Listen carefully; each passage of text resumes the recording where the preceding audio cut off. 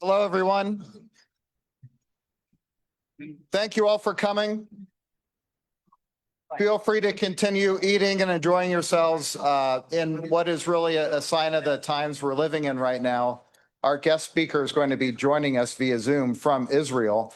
He's in a village that's about 2.5 miles south of the border with Lebanon, which is one of the things he's going to talk about today. And we just got a message from him that he's actually in a bomb shelter right now because Hezbollah's launching rockets. So he said it'd be hopefully just about 5 minutes. So we'll come back and hopefully get started. If not, we'll give you another update. But for now, please continue to enjoy your lunch and the company around you. Wow, that's real.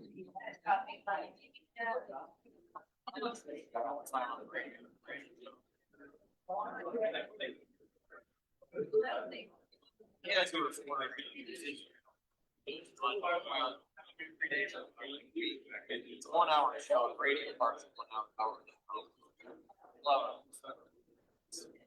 Interesting stuff.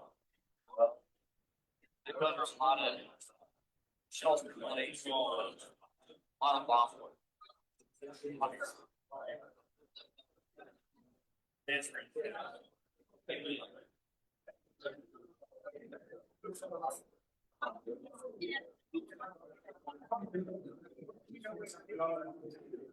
Here, just to make sure they hear us, or they heard our announcement.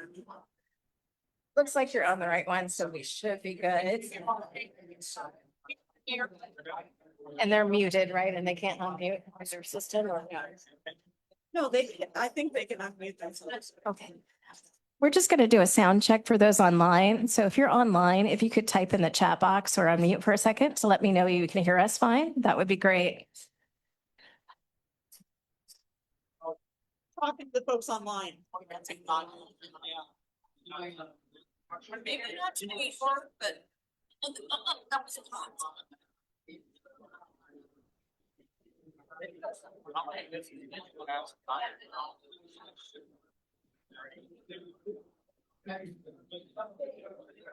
Yep. Yes. Thank you. Yeah, you got it. They can hear. Yeah. All right.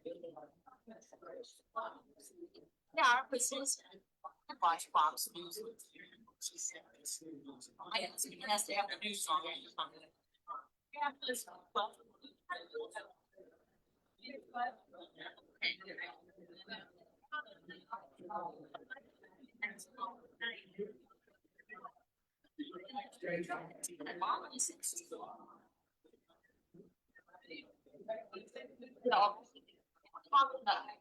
Say cluster bombs is what you know. Say kind of goes off, and they can't get all the time. So I think you know, have like you're listening to something, type it on, scroll it on. So yes. So I'm gonna stay, but it's like a song. I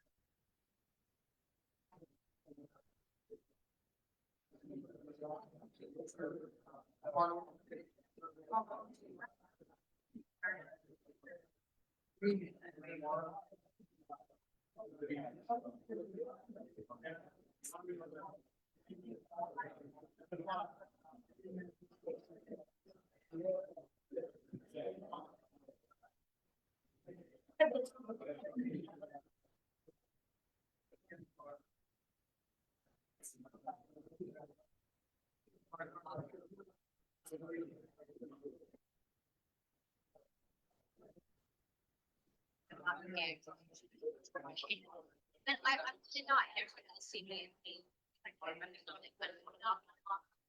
No, No, and at all the place. But I trust that. I've always been stylish and I'm much more comfortable. I always fly, very vulturized. He just didn't know it.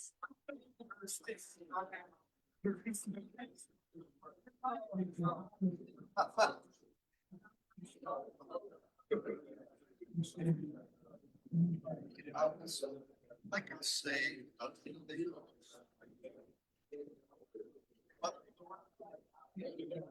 this one, but when they're ready to dating French, they can speak American. Yes, like Mark.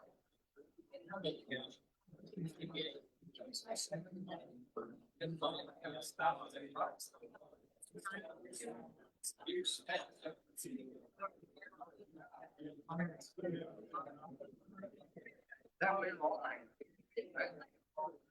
Yeah, I was there 8 years. Went on for her and everything.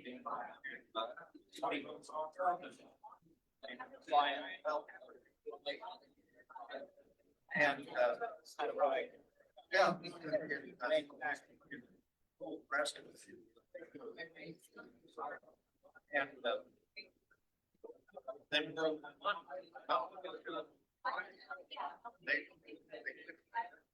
But.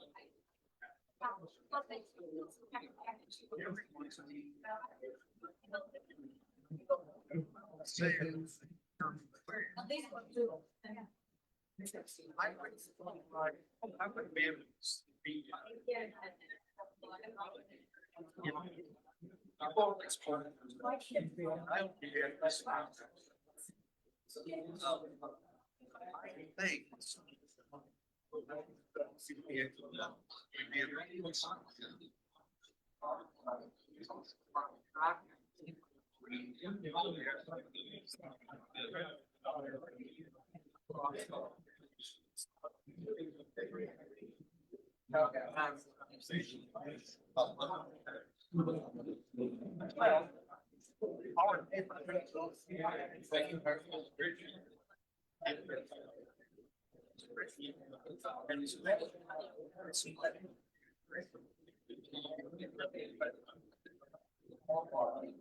So he's this man, very soon.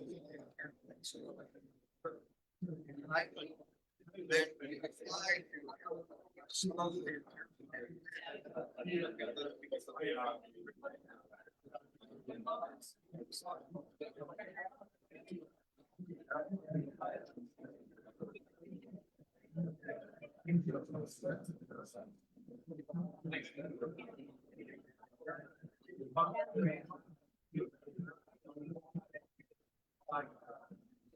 Somebody asked me how hard it is.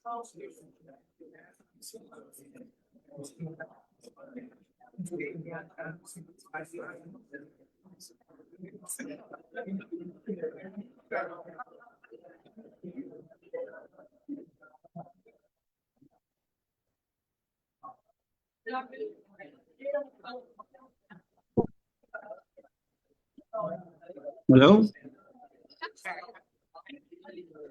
Can you hear me? Can you hear me? Yes. All right. I got the sign, I got a flag, you want to do it? I don't know that we'll have time. We're just now getting started because he was in a bomb shelter. So I mean, but at the end, that's when you stand, I mean. Maybe at the take a end. few minutes at the end, that's what I'm thinking. okay. All right. All right. We're going to get going. Shadi, we're glad you're safe. Thank you for still being willing to be with us. Thank you. Thank you for having me, and I'm sorry for the On delay. behalf We of our just, board of like, directors, few before we minutes get into the before, program, I'd like to welcome you all here today and thank you for coming. Apologize if you didn't get a lunch. We ran into a nice problem. We had more people show up than had RSVP'd. So it's a problem for those of you who don't have anything to eat, but in the big picture of things, hopefully you can see it from our perspective, and we're grateful for you being here.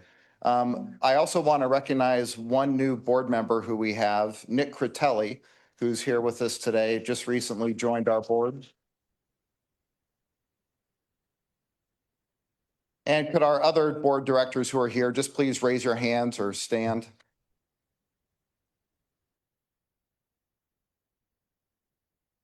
And also thanks to Iowa Senate President Amy Sinclair and State Senator Mark Costello for being here as well.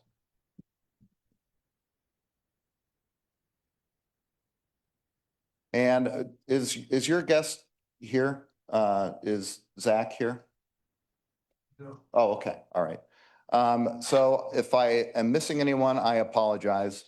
But we are really grateful today to welcome our guest speaker, who Amy Sinclair actually introduced us to. His name is Major Shadi Khalloul, and he's joining us, as you can see, from Israel via Zoom. Originally, he was going to be here in person, but he had a speaking engagement that was contingent to his being here in person. That speaking engagement unfortunately fell through, but he still is with us here today by Zoom. And he's got really a remarkable story, and he's going to talk to us about that story and about his experience in Israel. He's an Israeli Christian Armenian from a village called Kfar Birem, which is in the northern part of Israel, about 2.5 miles south of the border with Lebanon. He served as a paratrooper officer in the Israeli Defense Forces. He was the first Christian to earn that distinction in 1995, but his service didn't end there. It evolved into a mission of cultural revival, community leadership, and bridge building. He's the president and founder of the Israeli Christian Aramaic Association, which is a non-governmental organization dedicated to preserving the Aramaic language, which is one of the oldest living languages in the world. Through his leadership, Christian children in Gush-Halav now learn Aramaic in their elementary school, and hundreds have participated in his Aramaic summer camps. Shadi has also been a national voice for Christian integration into Israeli society. His work encouraging Christian enlistment in the Israeli Defense Forces earned him recognition from Prime Minister Benjamin Netanyahu. And in 2014, he helped secure official recognition for Arameans as a distinct minority in Israel. He's also an expert in the activities, military activities happening in Lebanon, and that's one of the things that he's going to talk to us about today. So he'll be talking about that. I think he's going to lead with that, and then he's going to talk to us about what it's like to be a Christian in Israel. And we'll open it up to questions after that and wrap it up by 1 o'clock here. So please join me in welcoming Shadi. Thank you. Can you hear me? Good evening or good morning. Yeah. Can you hear me? We can. We're going to try and increase the volume in this room so that we can hear you a little bit better. Okay, good. So, thank you again for having me, and I am very, very happy to be at least speaking to you. I wish I would be there with you there and in this gathering. I'm talking with you from Galilee, Israel, in the borders with Lebanon.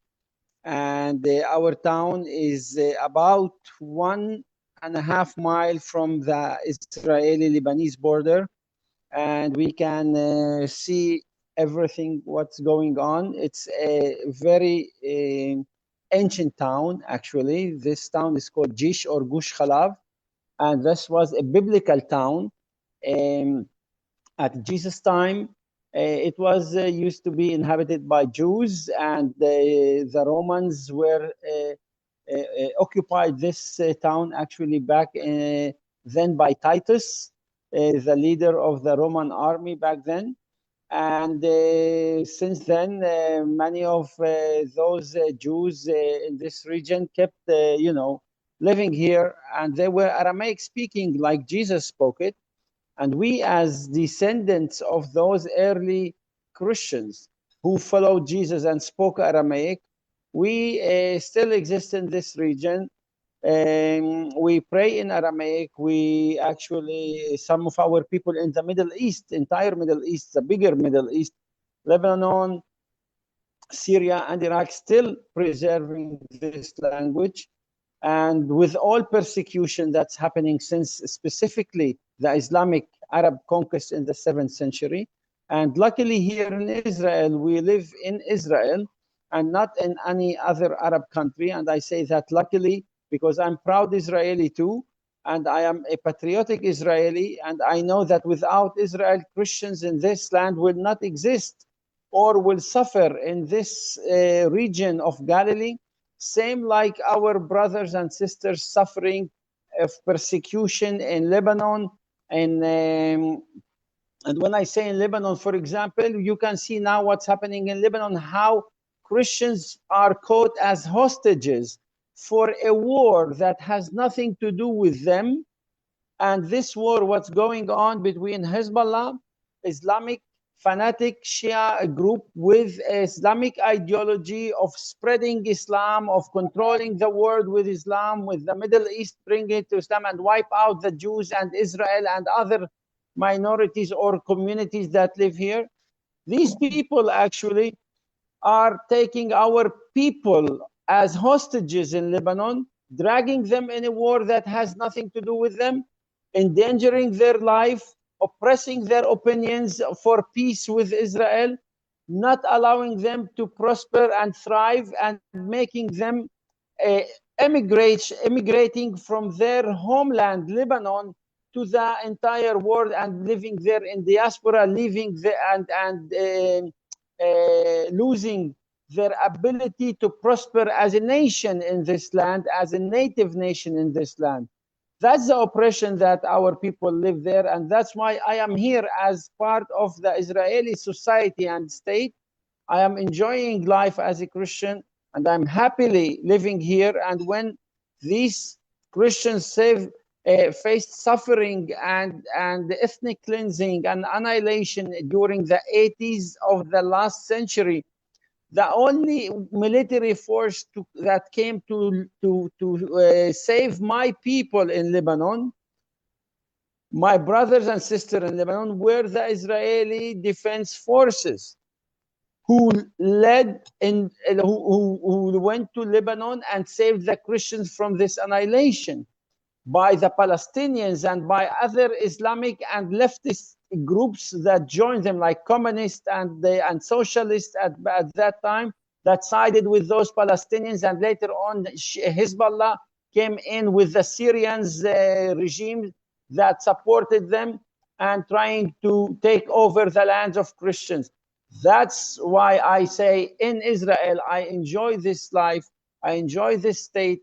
It's a Jewish democratic state that allow me this freedom to speak out to you and expose the truth to you about how we live here. And that's what I'm gonna talk about in this little time that I have with you, about how we live as a community here, how we enjoy the security of this country, of this defense forces, IDF defense forces that allow us to prosper and be protected from those missiles that coming from Iran now, and from Hezbollah, and from other militias in this region, like before we had it from Yemen with the Houthis, and after that we have it from some militias in Iraq, like Al-Hashd al-Shabi and others, that those guys that persecute Christians and Aramaic Christian people in Nineveh Plain in North Iraq, that almost emptied from Christians. It was the land of Christians over there.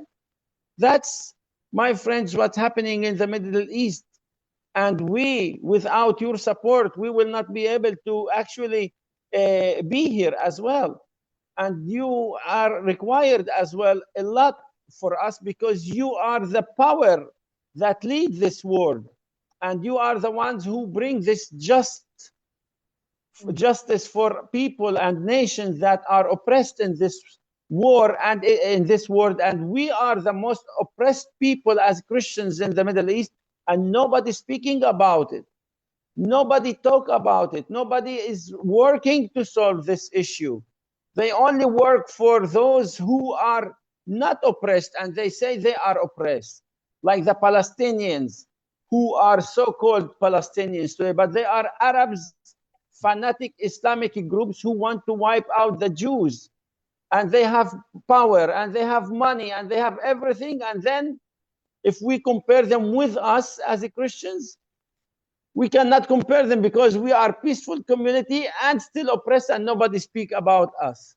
And we are the ones that the world need to speak about it. How to make justice in the Middle East. At least one state that was Lebanon there, and we should allow those Christians to prosper and have peace with Israel and be protected by international community, at least. And that's why I think that's the right time now to make changes in Lebanon. We should have Lebanon have a Mount Lebanon Republic for Christians to prosper in it, to save their faith, save their identity, save their communities, invest in industries and high-tech companies, and we in Israel will help them do so if we can have this new regime change in Lebanon and have maybe confederations or United States of Lebanon, let's call it, because it doesn't work a central system with a country to impose it in a country with different visions and inspirations of its people. Lebanon is not one nation. Lebanon has different nations, has the Christian, which are Aramaic, Syriac, Phoenician people, and you have the Muslims, Shia or Sunnis, who are Arabs. And those populations has different visions, different inspirations, different culture, and different look to the other people and to the reality in this world. And we as Christians always dreamed to have peace with Israel. Even before Israel was existed, we wanted to have peace in this region with the Jews. We have agreements before Israel 1948 was established. We have those documents. I have them all, but someone forbid us from doing so. So now it's about time to solve this matter, to form a new reality in Lebanon, a new regime change, and bring Lebanon to be a confederation or a united Lebanon state, make a Muslim state or Muslim federation and Christian federation ruled by one federal government, and have the Christians have the peace that they desire to have with Israel. And I know many of them want to come visit us and visit Jerusalem, the Church of Holy Sepulchre, the Church of Nativity in Bethlehem, the Church of Annunciation in Nazareth here in the Galilee, the Kfar Nahum, the region of the Sea of the Galilee. They want to come and visit. They have it, but they are not allowed to do so. So, my friends, it's a very historic times what we are watching in front of our eyes, together with the United States of America, our biggest ally in this region. We're making this happening now. And we need to continue this until we win this just war and bring peace afterward for this region. So here as a Christian, I'm now telling you, I start my life as a young boy in this village of Gush-Halav in Upper Galilee, belong to this Christian Aramaic Maronite community. Aramaic is not Armenian, just to make you understand. Aramaic were a Semitic people who lived in this region, and the Jews descended as well from these people. Abraham, Isaac, Jacob were all Aramaic people too.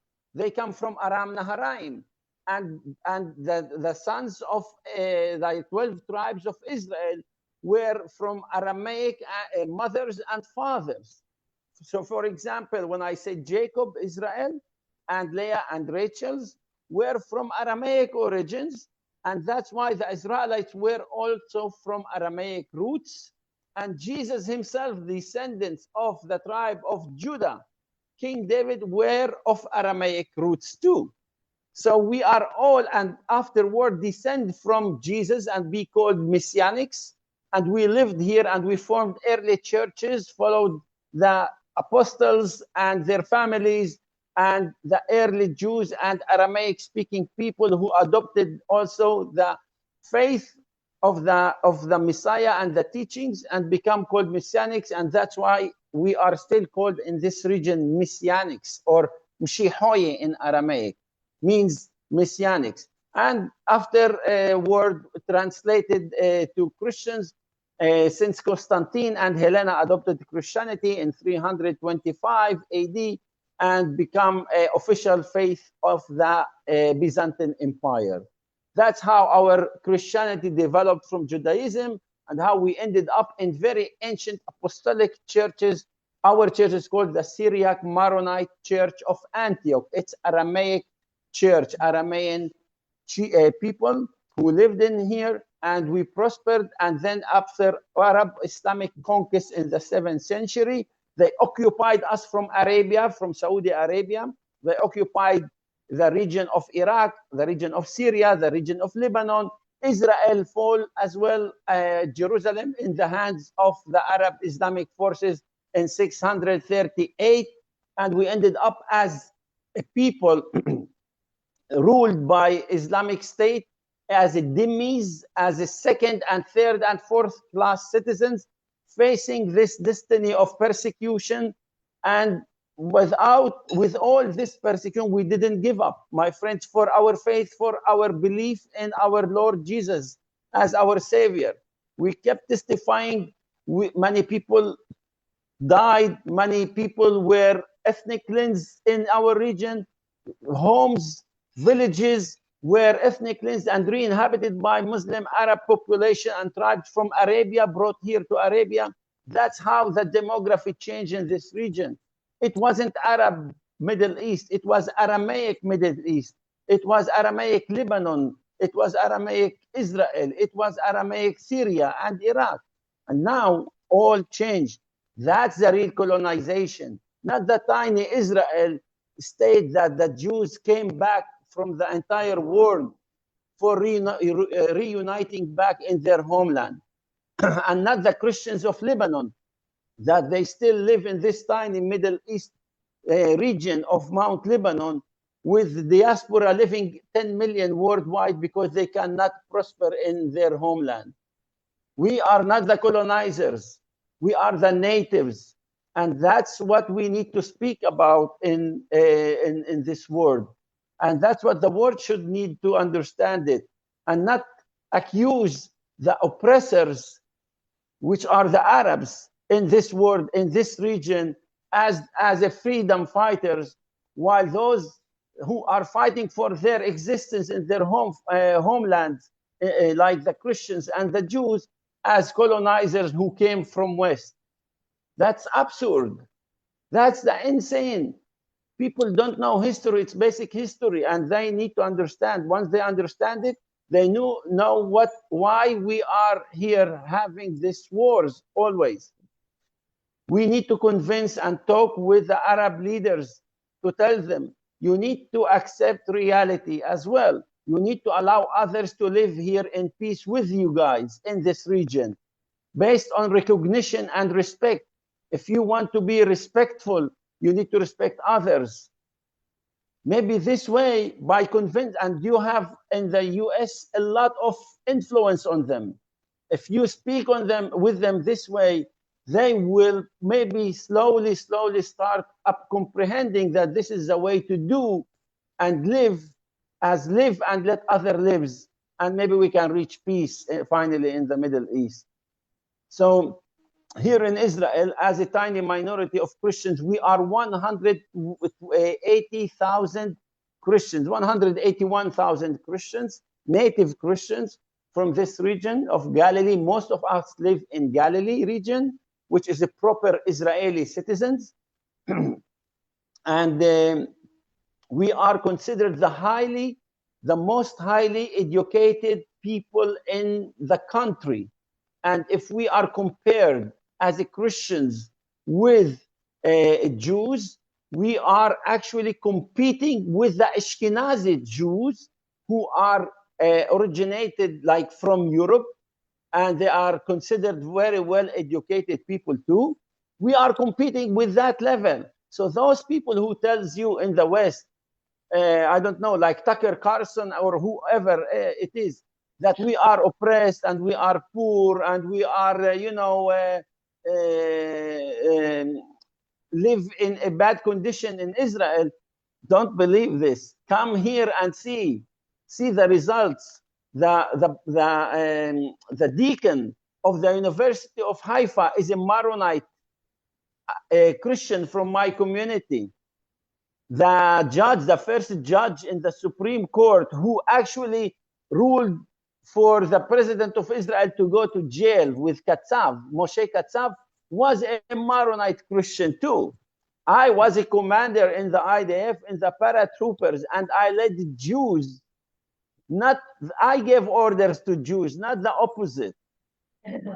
So this is things that you guys don't know about, but we can go everywhere. We celebrate Christmas. We celebrate Palm Sunday in the streets of Haifa, in the streets of the Galilee, of the towns. Nobody tells you anything, and the police here close the streets in Haifa so you can celebrate safely within the streets and be open for you. That's the freedom we can enjoy in our worship as we believe in. While in Arab countries, we cannot do so. So many things I can tell you about it, and the best thing to do is come here and watch it in your eyes. I met Amy Sinclair here and before, and I showed her in a month with a group in viewing Lebanon. I explained, it was, I think, Amy, 2-3 years ago, and we saw all what's happening there. I explained to them about Hezbollah and how this Hezbollah is oppressing some other Christian 4 towns inside Lebanon, that controlling this region. Hezbollah is controlling this region. I understood that without solving this Hezbollah problem, we will have another war, and it's happening now. So now it's the time to finish this war and not stopping us from finishing this Hezbollah threat, Islamic regime or Islamic group that taking Lebanese as hostages and taking our citizens as hostages. Because look, I spoke with you now. Just a few minutes ago, I was in the shelter. It's insane. We cannot, keep this going on and on every cycle, every 2-3 year cycle. We must finish this once and at all. And now that's the opportunity to finish it and give a good solution for Lebanese and for us to live in peace with each other without those fanatic radical groups, and make a regime change for Lebanon that matches the diversity of the people and the diversity which are Christians with different culture and Muslims with different culture, and let them have a federal system like you have in the United States, or like the Switzerland have with Italian, Swiss, and German together, or like UAE, 7 Emirates living together as a federal government. That's what you need to also think out of the box for Lebanon and make this successful country living in peace with Israel.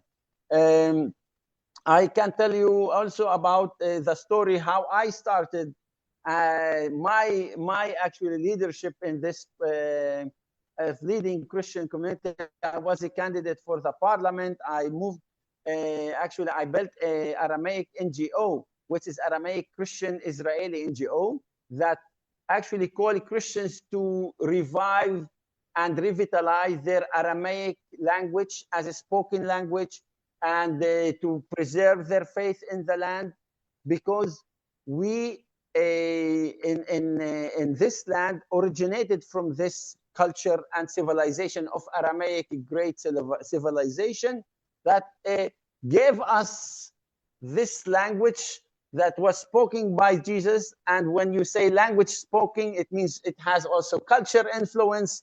And so I am really proud that we belong to this civilization too, and this language that gave the world the light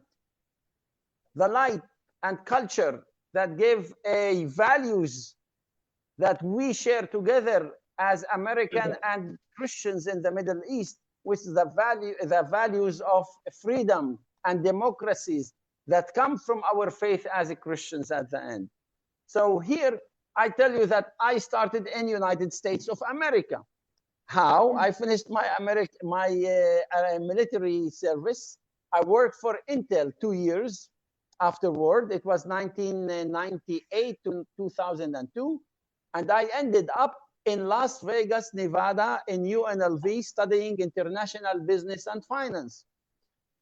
And during my business administration classes, you know how they teach business classes, all how they lead you how to think big, to how become a successful businessman, how to build your American dream.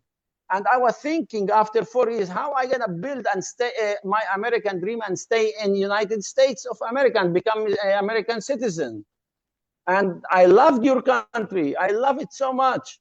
I enjoyed my time in Las Vegas as well, as you can maybe imagine. So, so I thought about staying there. And at the last semester, I need to choose a class.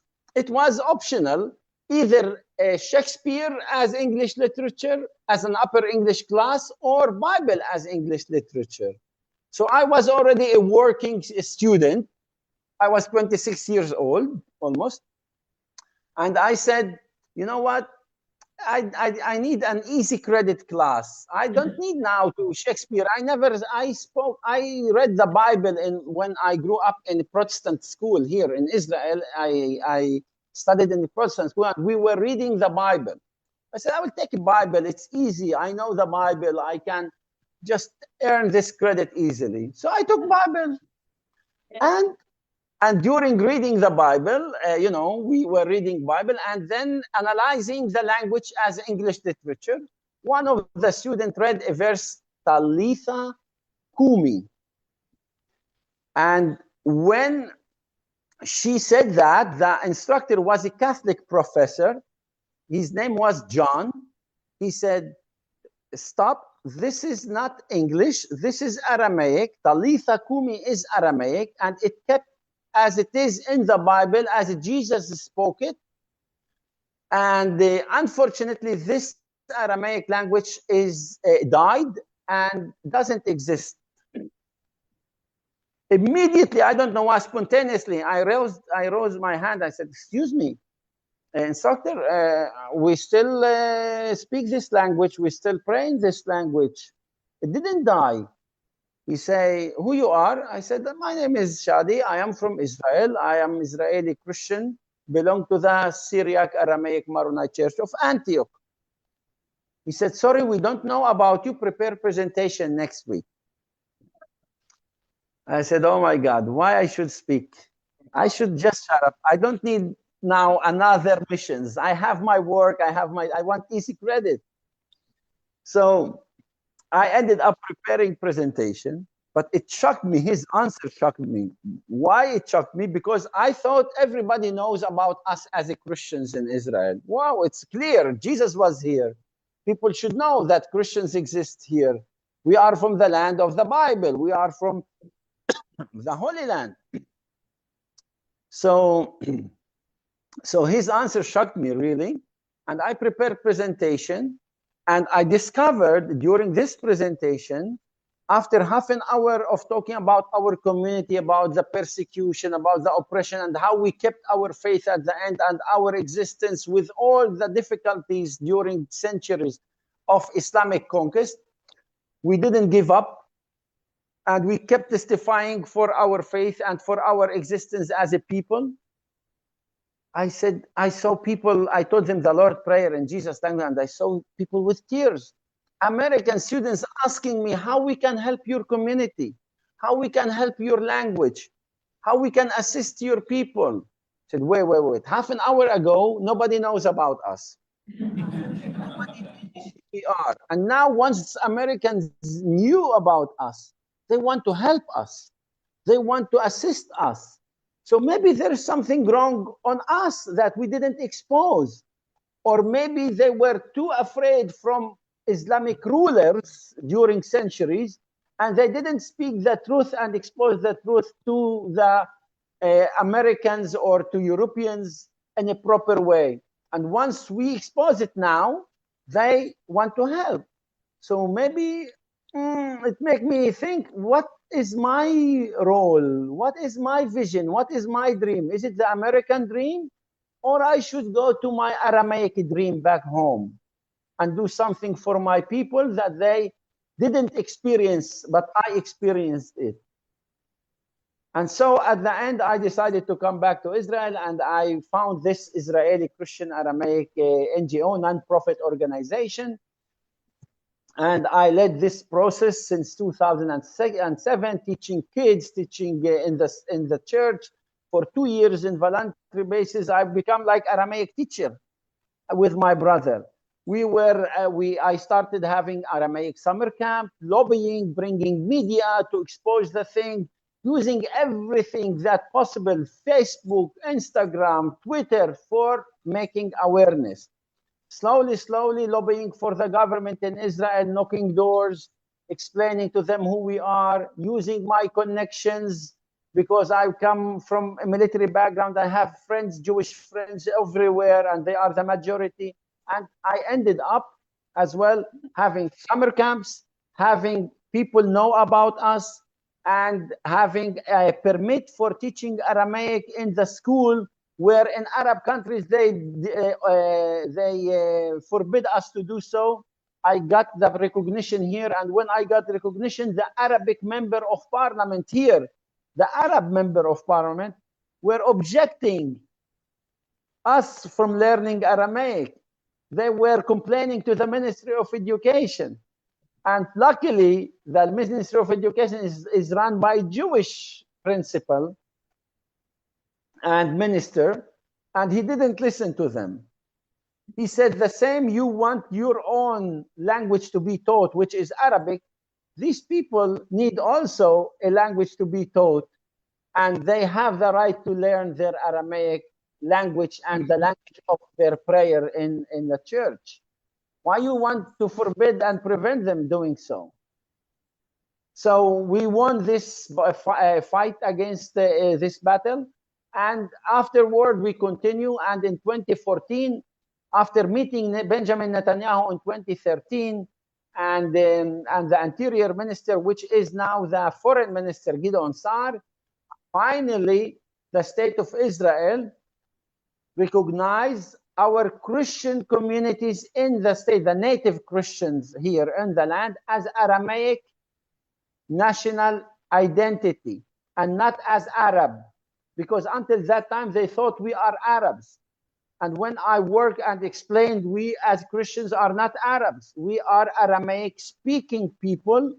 We were forced to speak Arabic because of the Islamic conquest.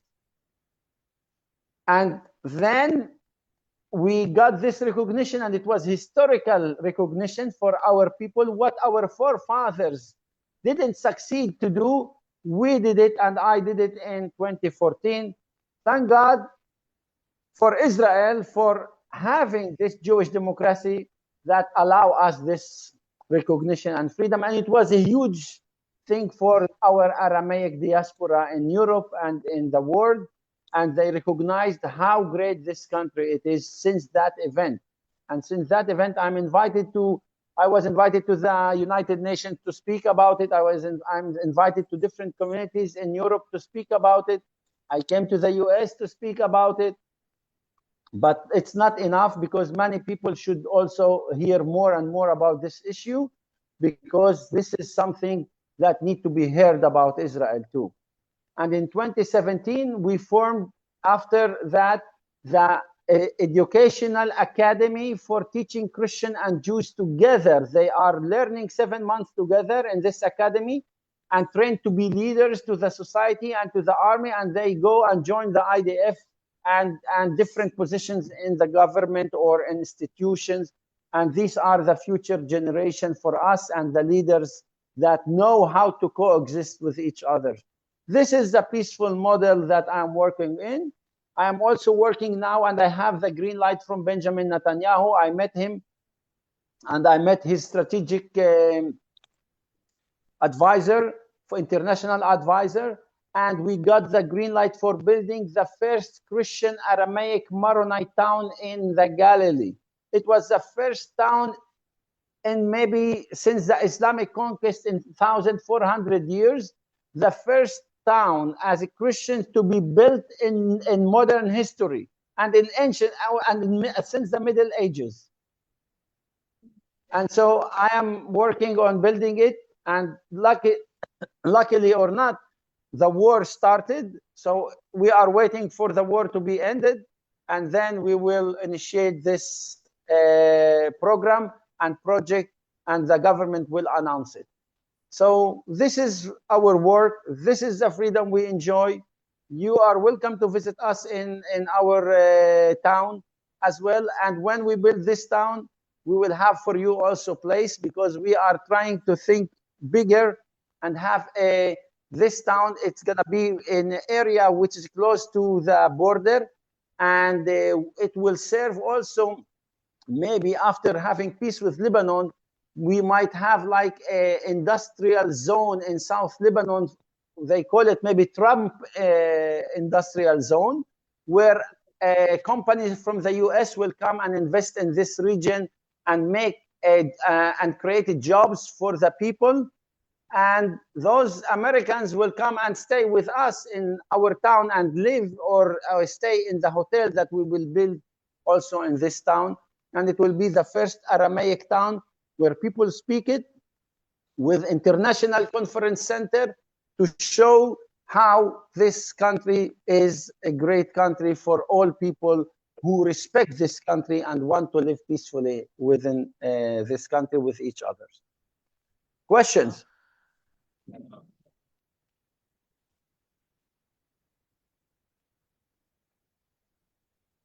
Thank you.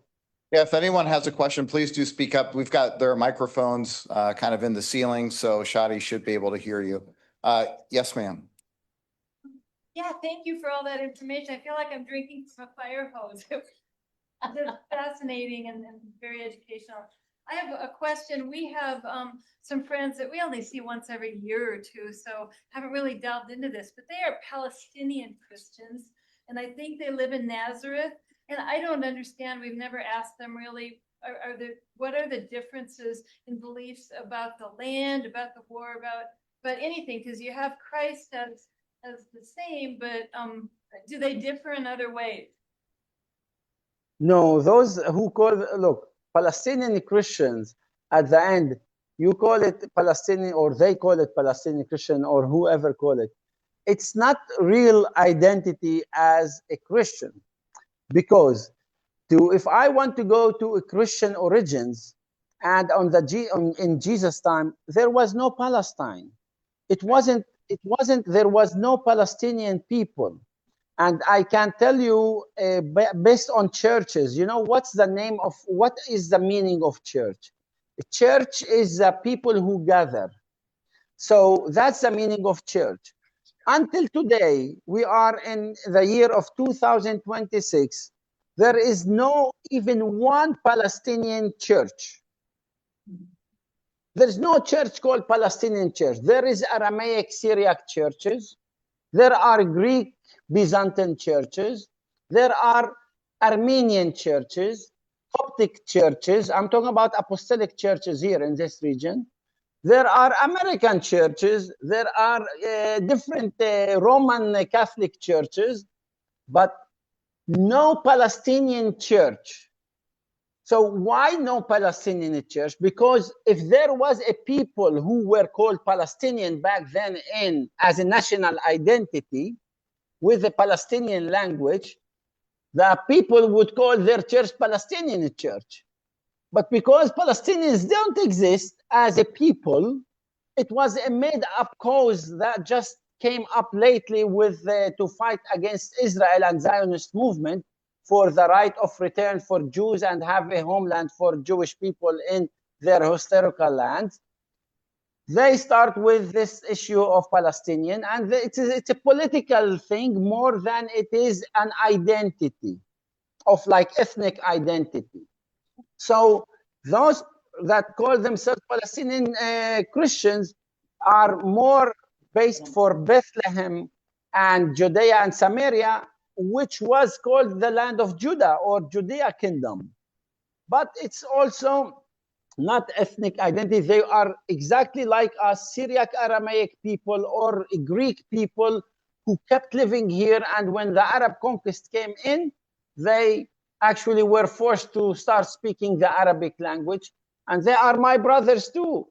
And if I can help them, I help them. But I don't see that they have really a desire to leave Israel. Why? Because the people in Nazareth, the Christians specifically, they love to stay under Jewish Democratic State of Israel. We made a poll. I made it with another student from USA, from Ohio State University. She made this research, and we asked Christians in different Galilee towns, include Nazareth, would you prefer being under Israel regime as a Jewish democratic state or under any other Arab regime? 99% of Christian answers, we prefer to be under Israel. So if you ask those people, would you prefer to have an Arab regime on you and stay in Nazareth, stay in any other place, don't go anywhere, stay in your town, but bring a regime change and be controlled by Arabs? Or say, no, we prefer to stay under Israel. Why? Because under Israel, they enjoy freedom. Right. Yeah, thank you. Wow. I think we've got time for one more. Yeah. Yes, sir. Thank you so much for your fascinating presentation. Just two very brief questions. Do Christian Yes. institutions receive government funding, as does the Rabbanut? Yeah, Christian institutions in Israel. I studied in Christian schools. You know, most of our Christian communities, population here, study in Christian church schools. And the Christian church schools is a private property, and they get 73% of government funding. And the rest of the 27%, it comes from tuitions of pupils. That's how my parents used to pay for the school, like a tuition every month for being or learning in a private school. So the deal with the government is we will have 73% of funding for you for your budget. You will have 27% that you need to complete it with tuitions and in other ways, maybe contributions from others or donations or whatever other businesses you carry. That's the deal. We try to make it much more because, you know, with the change of you know, quality of life, the things, you know, the cost of life increasing. And so we need, we are always asking for more money to be funded for the schools or church schools. And that's a negotiation that's running on. It's not easy to get more funding, but hopefully one day we will get it. I think that I led a movement, actually, not the movement. I led a meeting with the Ministry of Education, and I went to that meeting with 5 people that are head of different school churches, a committee of Christian schools. And in that meeting, we asked the government or the Ministry of Education to give us also funding more. And beside the funding, I told them that we don't want only funding, we want also to change the program to be a Christian curriculum and not an Arabic Islamic curriculum in the school, as it is today, by the way. Because by having a Christian curriculum, we will strengthen our Christian identity and faith and be very well integrated or better integrated within the state of Israel by having a more empowering Hebrew language and knowing the language of the majority of the state and the institutions. Imagine I'm in the US, I don't know English. How am I going to be well integrated in USA? So that was the logic behind it. All the school principals or the principal of the schools say, yes, we would like that. And then the minister said, okay, write me a letter and ask me for this because we need your official letter request. One of the priests came to the minister, said to the minister, sorry, but we cannot send you this letter. If we can ask, we want you to say that you forced us to make this change. We want the money, but we don't want to be perceived in the media that we ask a change for Christian curriculum and not stay under Arab curriculum, because they fear from the Arab Islamic reaction. So the minister said, I'm sorry, I cannot be shown in the news that I'm coming here to help you, to give you more budget, and I'm answering your needs to have a Christian curriculum. And at the same time, you want to show me, to show the world that I oppressed you and I am forcing you to have a Christian curriculum instead of Arabic curriculum. Instead of come and thank me for this, you tell me because you fear from Arabs. So sorry, send us a letter and we will answer your needs. And that was it. They didn't do it, and we didn't do, and we lost this case. And if now we come back to this again approach, they will fund it 100%. But it's up to us. So we need a very strong, brave leadership. It's all about leadership. Leadership cannot fear. If you fear, you are not a good leader because you will take wrong decisions. And here the Christians in Israel fear from Arab and Islamic reactions. And many of the patriarchs fear from Arab and Islamic reaction in Arab countries, that maybe if they do something here together, come closer to Jews, they will be attacked in other Arab countries. That's how they are, feeling, those Christian leaders. So they prefer to be and speak sometimes badly against Israel because it's easy. Israel's democracy is freedom, liberal people, liberal state. They will not attack them. So we can say something bad about Israel, but not about Arabs. That's sadly the reality. So you would hear my voice. I can speak bravely with you. I can speak and tell you the truth. I expose for you the reality, which you will not hear it from those leaders, the clergy. Thank you, Shadi, so much for your time here today. Can we give him a round of applause? Thank you. Thank you. May God bless you. And please pray for us. Pray for our safety and for this war and for the safety of the big, great American fighters and Marines and all the forces that fighting this just war.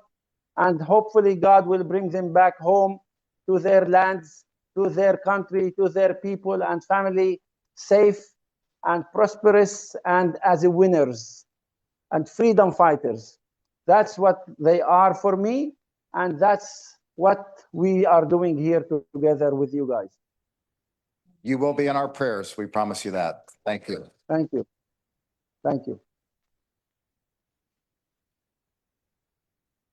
Before Tom closes this out, Gary Leffler brought an Israeli flag and our Iowans Supporting Israel sign. We've got so many people here today. We'd love it if we could get a group photo that he can post on social media, that we can all post on social media. Flag right here. So while he's organizing that, Tom will close this out. I thought it was going to be yes or no.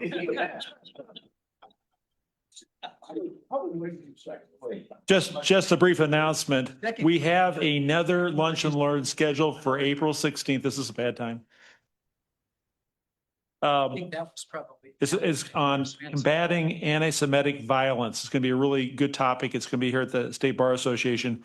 When you're leaving today, don't forget to say thank you to the State Bar Association. We get this for nothing. And they are great supporters of our being able to gather and talk about Israel. So please remind them, thank them. And if you haven't already, please pick up an envelope and give some money to our organization. All the board members write checks, believe me. So we're not asking you to do anything we wouldn't do. but we would appreciate any financial support you can give us so we can keep lunch free and continue to expand our operations. Thank you so very much.